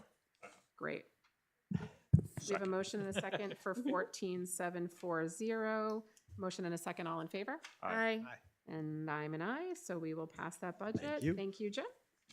And then Jim has a brief presentation for us on requirements for future cemeteries. And before I start, I also want to recognize Skip Belanger's here, who's a cemetery trustee, as well as our superintendent, Joyce Kegel. Thank them for helping put this budget together with me, as well as this presentation. It's like I said, it's a really good team, and it's a team effort, so thank you, folks. Okay. This is the third time I've done this presentation. I've already presented it to conservation, and then I presented it to planning. And I want to present it to you as well, just because as you see, I want to get the information out there and then figure out together the plan to go forward, because not a lot of us have experience with building new cemeteries. So thanks, Andy. The first slide here. Our current situation is we have Section 5 of the Tonry Cemetery is the only available cemetery space remaining in Brentwood. Of the roughly 530 standard 4x10 lots available, only about 100 lots remain for sale. For the past 24 years, the town has sold an average of 9 lots per year. So just simple math there, we estimate that Tonry will have no lots remaining in about 10 years, 2034. Per the RSA, every municipality shall provide or may enter in agreements with adjacent municipalities or nonprofit entities to provide one or more suitable cemeteries for the interment of deceased persons, which shall be subject to such regulations as the municipality may establish. So we in New Hampshire, I learned this when I got on board, that we're required to have a cemetery or a place for burial for people. It's not like other states, and the trustees recommend that we establish a new suitable cemetery for the residents and not try to set up an arrangement with one of the neighboring towns. Those can be really complicated. And the truth be known, if someone wants to be buried in a resident wants to be buried here, they want to be buried in Brentwood. I mean, I don't think they want to buy a lot in Exeter or Fremont or something. So, like I said, I think we recommend that we establish a new suitable cemetery. Okay, next. So what I wanted to do, what we did was we wanted to estimate, well, how much land do we need for a suitable cemetery? So I normalized this down to 1 acre. So that I figured if I figured out how much 1 acre could support, we could, bump it up to whatever we decide we need for a suitable cemetery, how long we want that cemetery to last. So if you go by an acre, we put a perimeter road. So in black, you'll see there's a perimeter road going around and one down the middle. You lose roughly 30% of your area. So if you take 1 acre, once you put the roadways in, the access pathways or roadways, you only have 70% of that acre that can actually be used for burial lots. Okay, thanks. Next, Andy. And again, I'm going to spare you a lot of the numbers because you don't need the details are all there. Yeah, exactly. So all I'm saying on estimating the land usage, now what I'm showing you is that there's a standard burial plot, which is basically a full, where you bury a casket, and it's 4 feet by 10 feet. And then there's cremation only lots, which are 4 feet by 4 feet. And a plot is 4 lots. So what I did basically was take these 8 plots and figure out, okay, in an acre, how many of them can you fit? So with those 2 usable acres, area sections, 70% of an acre, 1 acre can accommodate about 497 standard 4x10 lots, or that same acre can accommodate about 923 cremation-only lots. And again, cremation-only means you just get to put an urn in the ground. You can't have a full casket. New Hampshire, when we just were at this New Hampshire Cemetery Association meeting the other week, we have one of the highest cremation rates in the country at about 80%. The rest of the country is somewhere between 50 or 60%. We recommend that we use a ratio of 60% cremation only lots to 40% standard burial lots for future planning. And we could always convert over, from one to the other. If we go from, need more standards, we can make them. We just will, use up space faster. Okay, next. So again, now I'm trying to work down to how much, how long will an acre last? So using this 60-40, 60% cremation, 40% standard burial plots, 1 acre will contain 196 standard lots and 552 cremation lots. If you total those, that's 748 lots that will be available for burial on 1 acre. And again, using that 9 lots per year, well, that means 1 acre, or those 748 lots, will last about 83 years. The trustees recommend that a new cemetery lot contain 2 acres to assure that we'll at least get 150 years of use out of the new cemetery. So bottom line is, if we get 2 acres of cleared space, it would last a little over 150 years. So my last slides are just basically several, I'm sorry. This first one was, we wanted to make sure that we validated our assumptions and our calculations, something from my engineering background, but we wanted to make sure that we weren't doing something wrong. So we took the current Tonry Section 5, which is 7/10 of an acre or 30,492 square feet. And if you look at our layout map that we have where we're selling lots, there are 522 available lots in Section 5. If you use our calculations that we came up with, our tool, it comes out to 494 standard lots. So it's within 30, it's pretty close. And actually, I think looking at it, we figured out that the reason why our layout map has more is because if you look at that, you see that there's a crossroad going from left to right, but from top to bottom, there isn't an access path going straight down. So that probably explains why my calculated number was slightly lower than what we actually have. But to me, all this is, we validated that if we get 2 acres, it will last 150 years. Okay, next. The last 3 slides are just, there's 3 parcels that were given to us, I believe, from the Conservation Commission quite some time ago. It's over a year ago anyways, when the first discussions about a new cemetery were being kind of thought of. The first one is on Lyford Lane. It's 5.3 acres. From a trustee perspective, when we first looked at this, we just thought it was pretty much right in the middle of a residential area, and I'm not sure. Yeah, anyway, so, I mean, it's kind of what could work, but it just seems kind of residential to us. But the next one was on Russo Lane. I think the location code, if you look in the GIS, it says Old Danville Road. This is 6.2 acres. Again, to be honest, this one is the boundary, the southern end of that is actually Kingston. And you'd have to get a right-of-way access between 2 residential houses just to get into this lot. And the Conservation Commission kind of told us that that neighborhood actually uses this area as conservation land. So it kind of this one didn't really feel like it made much sense to us either. The last one is Scrabble Road. It's 5 acres. If you look in that picture, I wish I would have zoomed out, but I don't think I could have fit it. But those, you can see in the upper left corner, those are actually like boats and trailers, RVs from the storage unit facility. It's right next to Paul's office, right? So that's what it backs up to. Again, what's nice about this, it has kind of close access to 125. It's really not, there are some residential houses next to it. Yeah, I think there's an abutter behind there who's. Yeah, it's me. I know, okay. But of the 3, honestly, this one kind of looked like it made the most sense to us. But now again, we've given this presentation to conservation and to planning because I think this needs to be kind of a community decision of where we want to have this cemetery.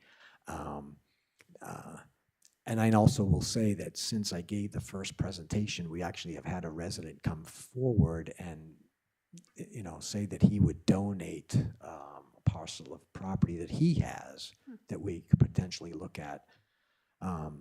So in summary, I think I wanted you to all know what we're looking at. Within the next 10 years, we need to get a new cemetery. I think the good news is what Joyce and I saw when we were at the New Hampshire Cemetery Association is that I think we're in really good shape. And I think a lot of this has to do with, people who are on the trustees before me, as well as our superintendent. They've done a really good job. And we're not going to be in a rush trying to find, there are other places that they're really rushing to try to find space because they've run out. And I think, we're ahead of that curve, but, 10 years can come quick.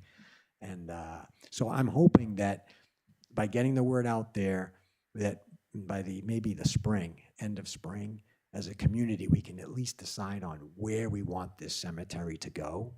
And then once that decision is made, I think it would be up to us, the trustees, to kind of do some investigation and research of figuring out, okay, what are the costs going to be to convert this parcel of property into a cemetery. Because as you can see, our budget, we don't have any budget to make a cemetery. So, and I'm not quite sure how this would work, whether, you know, we come up with kind of a cost estimate together and then there's a warrant that the people vote on, or if there's some other way. I really don't. And I think that's where I'll have to work with you folks probably going forward. But I think short term, my goal was, and the trustees' goal was to get the word out there that, hey, you know, it's within 10 years.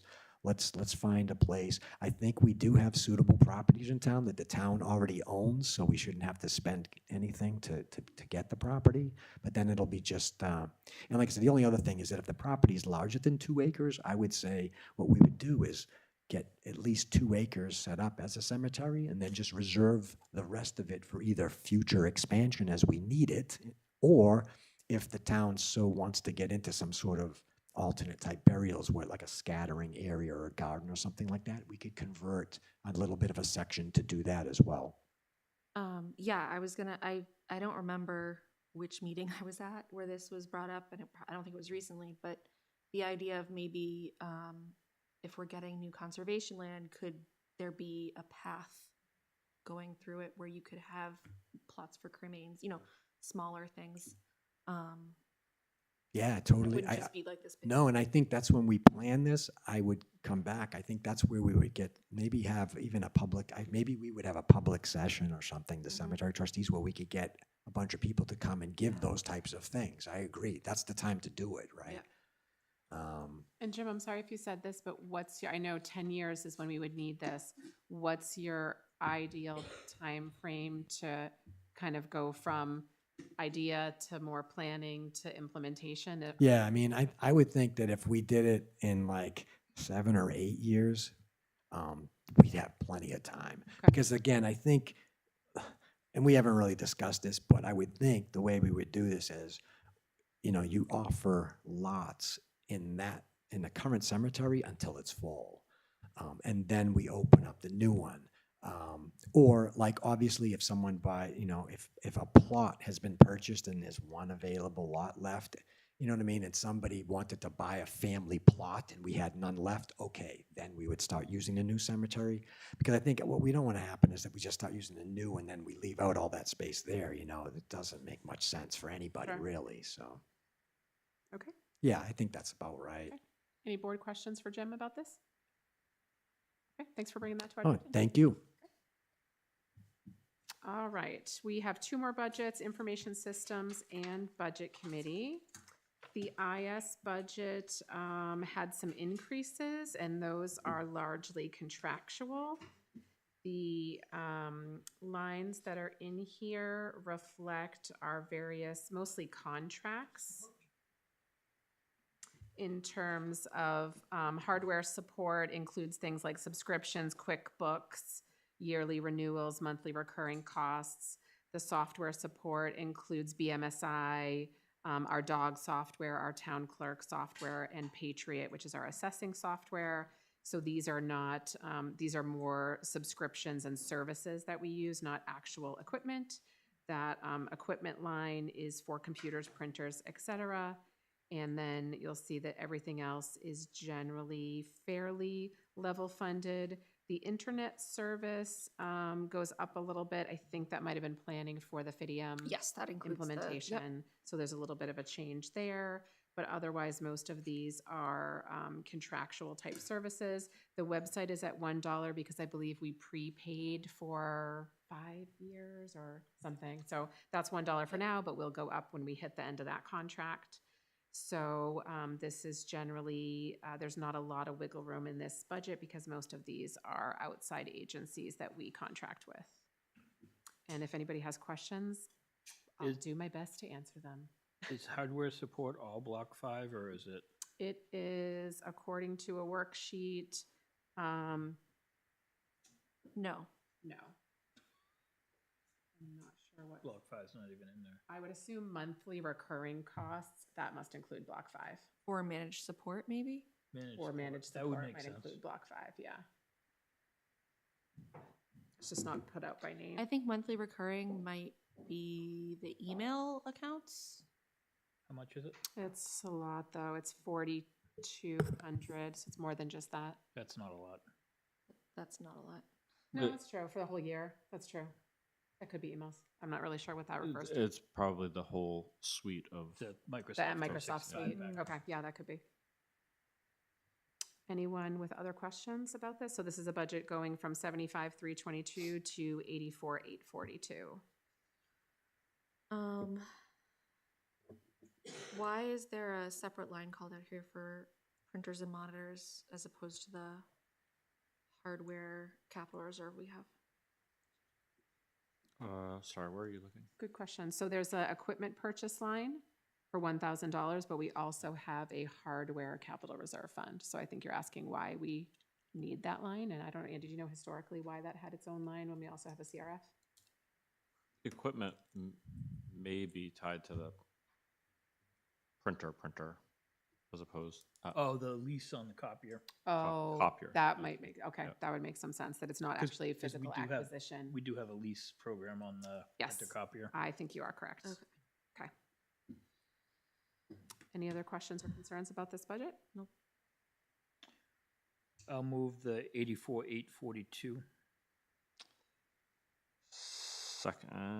Okay, we Wait, have- hold on. 84,842. Yes. Okay. This one Second. says 841. Do you know what the difference is? It's the A dollar. dollars and cents don't add up probably. Gotcha. Yeah, The BSMI just if there's a penny in it, I think it bumps it up to the next dollar. okay. So we have a motion and a second for the 84,842. All in favor? Aye. Aye. And I'm an aye, so that's a 5-0 pass. The last budget should be a pretty quick one. Jack asked me if he needed to be here tonight, and I said I did not think he needed to be here for his $500 level funded it. budget. Cut it. So if anyone is interested in making a motion for I that will budget. move the $500 budget committee budget. Second. We have a motion and a second. All in favor? Aye. All right, I'm an aye, so that's a 5-0 pass. Thank you very much. That concludes our budgets for tonight. We will have some budgets on our list next week as well. We will now move on to regular business. And I'm trying to think if I had anything. Yes, I had printed a variety of things that have come to me by mail or email and put them in the mail folder. One of Oh, those. that's a good idea. Yes, so they are in the mail folder. One of those was a very nice retirement announcement from our town treasurer, Joyce Gallant, who is looking forward to enjoyable activities in her retirement and plans to depart right around Thanksgiving. And so I would like to recognize and appreciate her many years of service to the town, and am jealous and asked her if she could take me with her on her retirement. But she declined that, so I'll have to just We stay won't here let with you you go guys. either, Jen. I'll stay here with you guys. There's a few other things. There's something legal in that packet that I'd like to discuss in non-public with the board. This one? Yes. But other than that, I don't think I have any regular board business. Letty, did you have any other regular board business that we need to bring forward to the board? Can we just go back to the treasurer for a minute? Yes, Yes. We'll have to make a public appeal starting now for any town Correct. resident that has some financial background. 100%. That we need I mean, we should have all along had a deputy treasurer, so we need two people. And I think the deputy treasurer maybe departed during COVID and I wasn't. thought we. Yeah, he moved. They switched, didn't Yeah. they? or Yes. something? Yes. And then he moved out of town. And do you know why the deputy wasn't replaced at that time? I think we advertised for it and nobody. Oh, okay, had trouble filling it. Okay. So Um, anyone out there who Well, would like to actually, on that be, note, or like to be involved in discussions about next steps? I know we had talked about creating a finance director, even part-time position. Still need a treasurer. I'm not disagreeing with you. Yep. But I'm wondering if we should just look at the job description of treasurer and see if there's other things. Yes, in fact, Joyce handed it to me tonight, so I will get that to all the board members.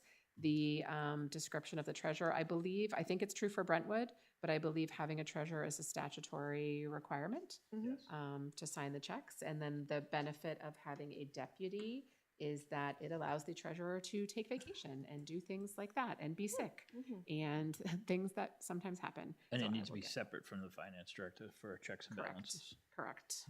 So I think we will probably publish an advertisement for a treasurer and or deputy finance director. Does the board want to publish both or? Yes. Yes, I'm hearing a yes from John. So hold on, Anybody? you're saying finance director, Oh, sorry, treasurer Treasurer and deputy treasurer, treasurer, deputy treasurer, which are both part-time and I think positions. that we might also want to look at a finance person. Yeah, I definitely think that the board should probably have an in-depth discussion about that as we move forward. We may want to wait until we have some clarity about what's happening in this building in the future before we make some of those big Nope, decisions. that's a good plan. Okay. Anything else about that, Ed? Nope. Okay. So in terms of actions, posting for a treasurer and a deputy treasurer, Something should go on talks or chat, the town Facebook. town There's Facebook a page. municipal The listing. website, I think, has a spot Yep. for it. Yep. And then Brentwood newsletter. Yep. Great.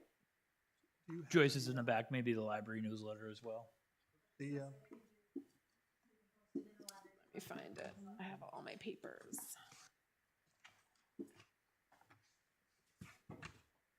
There are too many. I do have a lot of papers No, from this meeting. I also feel like I have too many. It's here somewhere. All I will right, so find it. are we good with that? Do you want? Oh, a here it motion is. For this or? I don't think we need a Yeah, motion. I haven't even had a chance to read it. She handed it to me right before. oh, Do we, welcome to do we take make a motion to authorize Jen to make decisions about what that posting looks like? Or we can I think the discuss it. posting is just treasurer needed, Yeah, sure. because it's got to be appointed, it's an elected position, or an appointed position, either way. Is our treasurer elected or appointed in Brentwood? I'm having a mind cramp on that right now. I think it's think it's appointed, I but think it it's still has appointed to in be a Brentwood. town resident. Correct. Yes. Yes. Okay.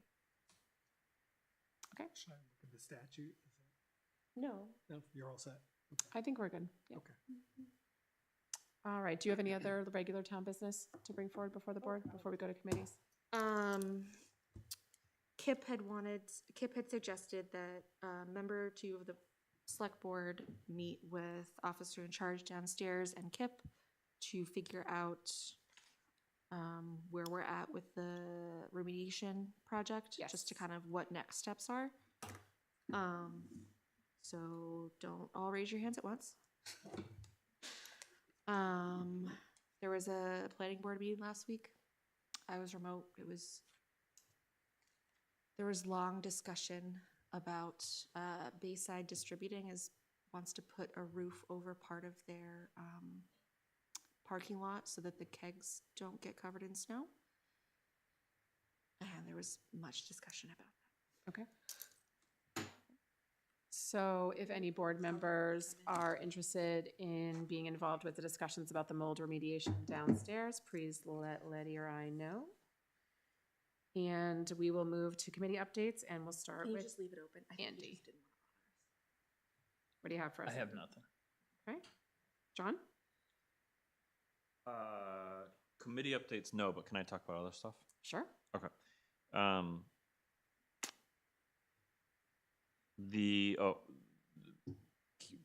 Can we do a town email for the new grant writer? Maybe just grants at brentwoodnh.gov, Or a grant writer at, whatever. yeah. This is actually a good question. The small requests that typically would have gone to town administrator, how does the board want to handle those? It Like, would this be is a really perfect nice if we could just ask Jen or. Yeah, Letty and I have discussed that and didn't feel that, because traditionally those didn't come to the board. Like, can I add an email address for one person, Yeah. right? Right. Seems kind of silly. Is there a dollar limit? Like what's our limit? Or how does that like? I mean, I think for other town department heads, their limit is $5,000, right? If they're gonna do something out of a standard budget. Okay. So we could do that. I think that would be fine. I'm happy to just approve those things I just don't offline, think not in a there's gonna meeting. be very many big, it's gonna be like. Little stuff that comes up. desk thing. Yeah, little stuff that comes Do up. we want to consider, for transparency purposes, putting a list of those together We could do that, for like the a weekly agenda? list of the Yeah. stuff that Would you like we've to? approved. So you're saying a list of things that the board has done? I'm Or just just saying if we, like, low, approved low something. dollar things that Expenditures, maybe. we can just, that we can, we can send them all as a collective. We can put them in a folder and have them printed out for the agenda. I mean, We it can do should, that if it's we a need to. really low lift. Yeah, most of the work that we've been doing is not expenditure stuff. It's No. all the other daily I'm just talking stuff. like, Yeah, just for makes sense. transparency purposes. That makes sense. Yeah, I don't have a problem with that. Okay, but for now, can we move forward with the Mm-hmm. email? Yep. Do you need her to have like access to Microsoft Office or just the email account? I would say just email. That's what I thought. Sure. And on a similar vein, Rick Murphy now has a town email, emergencymanagement@brentwoodnh.gov. So we're trying to get all the necessary people to have emails. The other one that I have is unfortunately a little bit longer of a discussion. Do you want to have that discussion tonight? I think we need to start that discussion tonight. Okay. So we met, lay the groundwork really quick. Chief Byrd has notified the budget committee and some of us, both, privately over the last several weeks, but also publicly at the budget committee, that, his time serving as chief, there is going to be an end to that time. There's no definitive date, there's no notice, but in order to prepare for that eventuality, we have to do good by someone who has done so much for the town of Brentwood and Chief Byrd, and just prepare for him to move on into retirement and enjoy that stage of his life that he's very much earned. So we had a discussion with Chief Byrd and Katerina. We've had several discussions about the upcoming year, the challenges that they're facing as a department. We are regionally in New England and New Hampshire specifically with fire EMS coverage, and also with the Exeter ALS system and how that's going to impact us, and how Brentwood is going to make sure that we're well prepared to move on beyond that system. And the first major priority that we propose, or we were collectively suggesting, and Letty, please feel free to correct me if I'm wrong. I'm not trying to put words in anyone's mouth, but I think collectively we've agreed that the first priority is to make sure that we have a deputy position filled as quickly as possible. And we're saying as quickly as possible because given the long-term vacancies of the current headcount and roles over at the fire department, we think there is budget for that position in the immediate term. And even if we flipped a switch this second, we wouldn't really have someone in the door and be cutting paychecks to them for quite some time.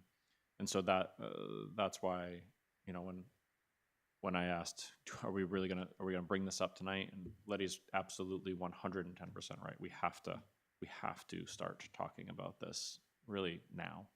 And so that's my other major, longer item to discuss. Okay. Other board thoughts on that? What John said? Ditto. Basically, we were thinking that if we post the job now, we might be lucky to get somebody for the new budget year. But if we post And it is now- the idea that this would be a deputy with full understanding that this deputy would be a deputy for the short term and likely step up to chief? Would we kind of? I think that is a public that's not a secret. that Right, yeah. is- I We mean, need it some sort comes of up- succession planning, yeah. Yep. So I think there's been a lot of effort the last few years to make sure that the police department is staffed appropriately Yep. and that there's you know, all these things in place, I think we need to put the same effort into the fire department. Sure. Well said. Is the request for the board to authorize creation of that position tonight? Is that what you're asking for? I think what we're asking for is the authorization to create and post that position as early as practicable. Okay. I would recommend we put that on the agenda and have it Sure. as a agenda item for discussion prior to doing that. I'm Yeah, I'm that's more than okay with that, but what in the meantime I would like us to create the job posting, create the position, I don't all think that we should stuff. do that until it's put on the agenda and talked about in public. I mean, For even- input. I don't think a week is gonna make it that much of a We can discuss it next week. Yeah, I can put on the agenda. I make the agenda, so I can put it. I mean, we can create a job post. I just wouldn't put it out. Like, Oh no, that's what I'm saying. Yeah. Like I have We it can work now. If you want to start Work working now on what to- the post Yeah. would say. So that next Tuesday, if it's approved. I think that's a great idea, Andy, to get, I mean, my assumption is that the public is going to be in favor of this. And to Letty's point, you know, downstairs, we have done a good job about having lieutenants and sergeants and corporals and making sure we have a clear chain of command, which has really helped us with the leave that's happening right now. And so the fire department deserves, and I think the public will probably support having some future planning for that department. Does it make sense to invite Chief Byrd? If To he that would like meeting? to, absolutely. Yeah, I'm assuming that Joe is in favor of this and Yes. is, I don't want to, yeah, we wouldn't put words in Right. their mouth, but Yeah. we made it very clear that we were going to raise this tonight, Okay. and I believe that we had their full support. okay, great. So we'll put that on next week's agenda. And thank you for bringing that up and for forward Want to talk about the other thing? thinking. No, Do you want me to talk about the other thing? if you'd like. In addition to this part of making sure that we are as fully staffed as we can be, there has been another wage study in the area just to try to help make sure that we're competitive. And with that in mind, I think actually the draft budget that they had submitted at the beginning of a couple weeks ago, Yep. included increases in what all the different steps and because there's different levels of firefighter and EMTs. So that is also happening. And then there's also a plan for similarly to the police department where the plan was to get up to this many people and it's going to take this long and there's steps that you take in between. There's a similar plan for the fire department. And is the plan to present some of that preliminary wage study information to us before we review the entire fire budget? I think it would be helpful for the board at least to kind of wrap their head Yeah. around it. Generally, I think it's helpful to see possibly that budget- in advance Budget committee as well. or to have a discussion in advance. And then as far as the kind of longer term plans are, those are obviously somewhat flexible, right? Like we could try to do it in 3 years or 5 years or 8 years but just having a clear idea of where we currently stand with staffing and where we need to be Yep. in order to be a functional department. Yep, fire is on the schedule for November 19th, so about a month from now. But next week and the week after, our budgets are relatively light. Okay. So next week Do we is have a debt meeting the week service. after? We have an October 29th We meeting. technically do. We have to sign things. We're going to be a little bit busy. Might want to skip that one. Oh, sorry, the next 2 meetings, not the next 2 weeks. Ah. So October 29th, we only have debt service and code enforcement. So those are relatively small, fast budgets. November 12th, after the election, because we will be a little bit busy on the 5th. We have town clerk, tax collector, town meeting, elections, town admin, and finance. And so maybe if we could reach out to, if you guys and or Joe and or someone from BudCom or whoever wants to help the conversation, if we could potentially have that conversation preliminarily at either the October 29th or maybe November 12th, that would give us at least a little bit of advance warning, would also give the public time to weigh in on how they feel about potential need to support and grow our fire department and improve retention. because I think it's better to have those conversations a little bit in advance if it's going to be a significant structural change rather than just a small budgetary change. Yeah, and I think as we're going through the budget, once we have kind of that rough number of increase in mind, we can maybe look for places that we want to maybe put something off for a year. Sure. Because this is important. Sure. Or we Right, can just Sean? blame Doug Finnan, I think. Oh, we can do that? Great. Yeah. John, I'll go back to you. Do you have any other board topics? No, but thank you for. Okay. Paul? Not for public. Okay. Letty? I think I already talked, but You did, but you may have more. we will Don't be force getting yourself, though. we will be getting the Health Trust GMR soon. We will also be having open enrollment soon. TBD on exactly when that is. I don't think if there's anything else in those categories. I think that's it. Okay. We had BudCom last night. Seems like a long time ago, but it was just yesterday. And BudCom approved 6 budgets: planning / ZBA, legal, executive office, assessing, and emergency management. The only request that was different from the budgets as we approved them is there was a request for planning to actually carve out that overtime line onto its own line rather than having it in the wages. And there was some feeling on BudCom that that's actually a requirement to do that, and or just best practice to have that overtime on a separate line. So the bottom line number that was approved was exactly the same as ours. There was just a request to add that line item back in. And I think that was it. Otherwise, all budgets were passed unanimously last night. And I'm going to forget the date because Daphne told me, but now I don't remember. So there is some upcoming ability to preview the other voting machine in a different town. And I now forget the details because it went in one ear and out the other. But if anyone is interested in, and maybe Paul can speak on that in a minute, there's 2 potential voting machines. One was just demonstrated here not long ago. The other one is going to be demonstrated somewhere regionally soon. And I'm sorry, I forget, but Daphne will be able to tell you those information. And Paul, maybe you can fill us in. I think you briefly went to the testing. Yeah, I was there. Oh, great. It was pretty slick. Nice. Yeah, it looked, I mean, it looked like it had all the bells and whistles, everything that we needed. And it seemed like I'm trying to remember the price now, but it was less than what we had allocated. Okay, I think we'd earmarked 10,000. Right, and I want to say that it was, I think was it 7,500, Doug? So the grant for the state that would Okay. take care of 3,500 of that, so it would actually end up being only $4,000 Wow. for the grant. Great. Wow.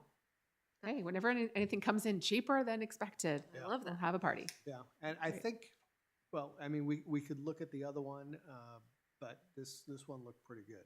And I think this voting works, I think, and this is the one I believe that Daphne feels would be best for the town. She was comfortable with it. Yep, okay. All right, sounds good. I think that was all that I had. Does anyone else have any general board business for public before we go into non-public? Seeing none? Just doing a little Googling here. I'm not Yes. quite sure that the treasurer may need to be a town employee, town resident. Okay. That's why I questioned you, because I don't believe Joyce lives in Brentwood.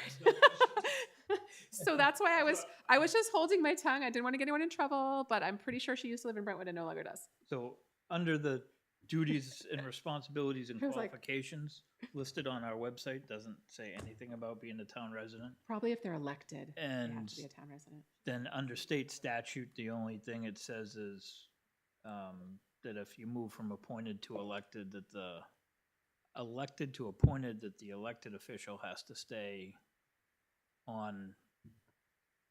You can't just Oh, get rid, yeah, you get can't- rid of the you treasurer can't- by. You can't get rid of an elected official. Right, right. That makes sense.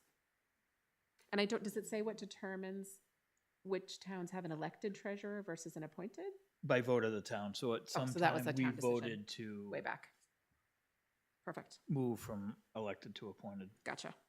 That makes good sense to me. Any other general board business before we go into non-public? Nope.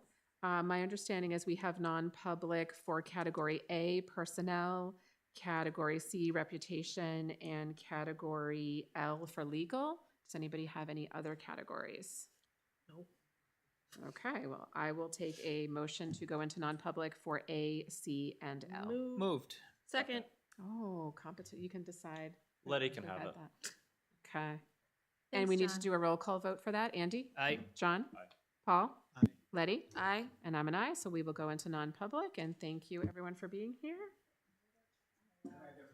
Does anyone need a brief recess? I'm thinking yes. Take a recess.